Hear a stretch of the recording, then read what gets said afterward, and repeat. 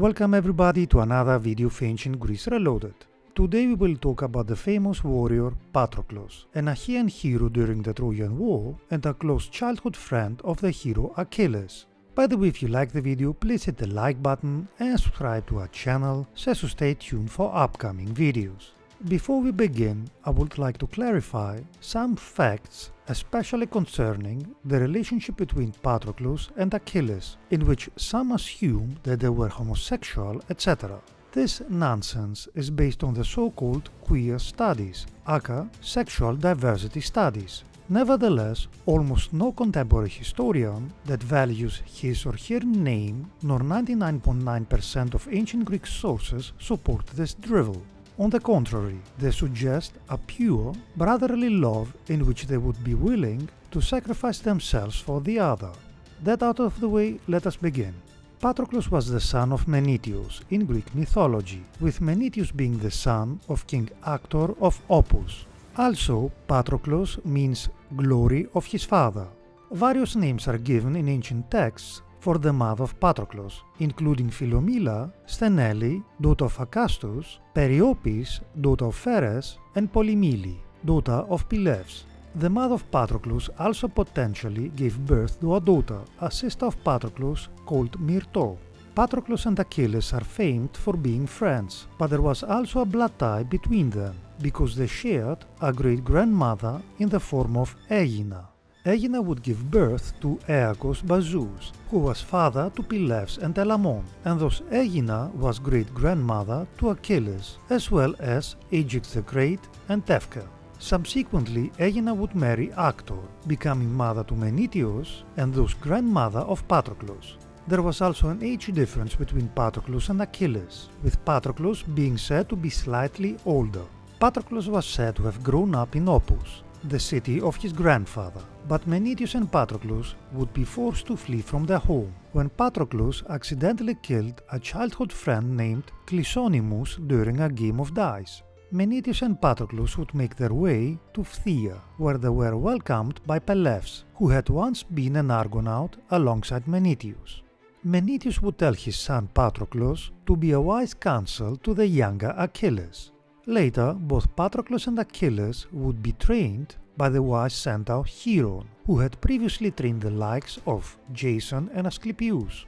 At the same time, it is said that Patroclus would learn the healing arts from Achilles, who was taught these arts by Chiron, although it is not clear why Achilles taught Patroclus and not Chiron himself. The name of Patroclus commonly appears in the lists for the suitors of Helen, Patroclus appearing in both Fabulae and the Bibliotheca, but not in the fragments of Hesiod's catalogue of women. Patroclus would thus have made his way to Sparta, when King Tyndareus announced that the beautiful Helen, daughter of Leda, was to be married, and that eligible suitors might present themselves for consideration. On his way to the court of Tyndareus, it was said that Patroclus killed a man called Las, the man who founded the settlement of Las in Laconia. No details are given though of what caused the argument between the two men. More bloodshed might have occurred in Sparta, for Tyndareus was worried about arguments developing between suitors when the new husband of Helen was to be chosen, though Odysseus' invention of the oath of Tyndareus ultimately prevented this. Patroclus of course was not chosen to be the husband of Helen, for Menelaus was chosen as husband and thus became the new king of Sparta, but by this time Patroclus had taken the oath of Tyndareus, a promise to protect the husband of Helen in the future. This was probably a period of separation between Achilles and Patroclus, for Achilles was not commonly named as a suitor of Helen, and as things led to the Trojan War, Thetis hid Achilles away in the court of Lycomedes, where Achilles met his wife. Having taken the oath of Tyndareus, Patroclus was duty-bound to gather forces, when Agamemnon called upon a gathering of a fleet at Avlis. Now, Homer does not mention Patroclus specifically, so it would be assumed that Patroclus and any troops gathered were numbered amongst the 50 ships of Achilles. Hyginus in Fabulae specifically mentioned 10 ships from Phthia being under Patroclus. The journey to Troy was a difficult one, and at one point part of the Achaean forces landed in Mysia, a land ruled by Telephus. The forces of the Achaeans would have been overwhelmed by the Mysians, if not for the efforts of Patroclus and Achilles, who defended their comrades during the retreat to their ships. Eventually though, the Achaeans, Patroclus included, would arrive at Troy. According to the Iliad, Patroclus does not come to the fore until the war had been going on for a number of years. By this time, disagreement had arisen between Agamemnon and Achilles over the war prize of Rhesus. As a result, Achilles and the Myrmidons were refusing to fight, and Patroclus likewise stayed in his tent. The absence of Achilles and his men gave the Trojans great hope, and also a great advantage on the battlefield. So much so that even the Achaean ships on the beach were threatened.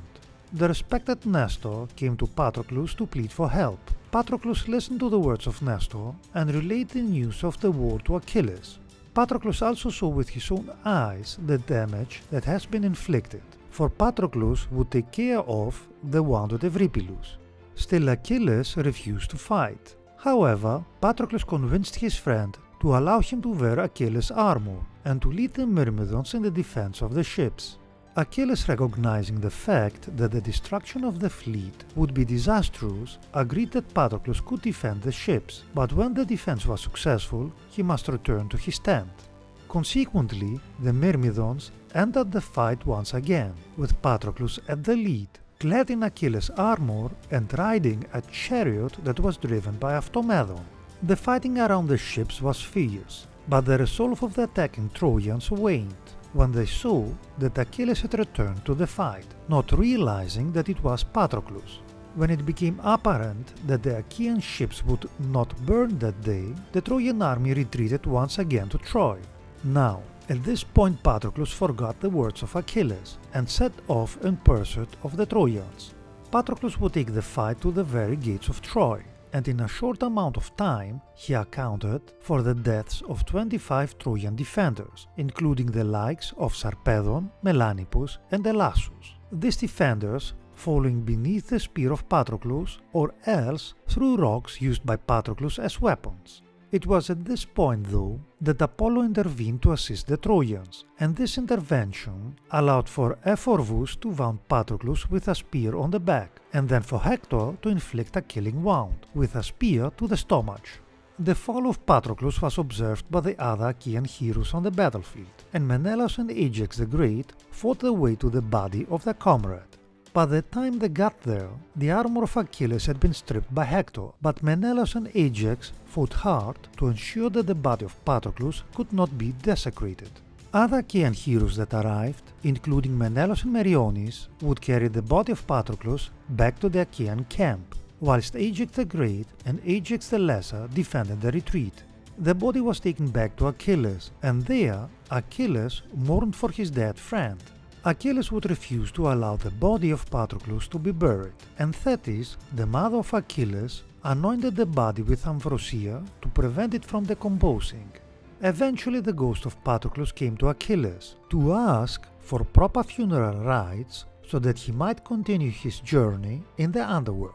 The pyre constructed for Patroclus was 100 feet by 100 feet, but it refused to burn until Boreas and Zephyrus were called upon to aid the fire. Patroclus would be cremated, and Achilles arranged for funeral games to be held in his honor, where Diomedis was victorious against the likes of Meriones and Antilochus in the chariot race, and Tefke was victorious in the archery contests.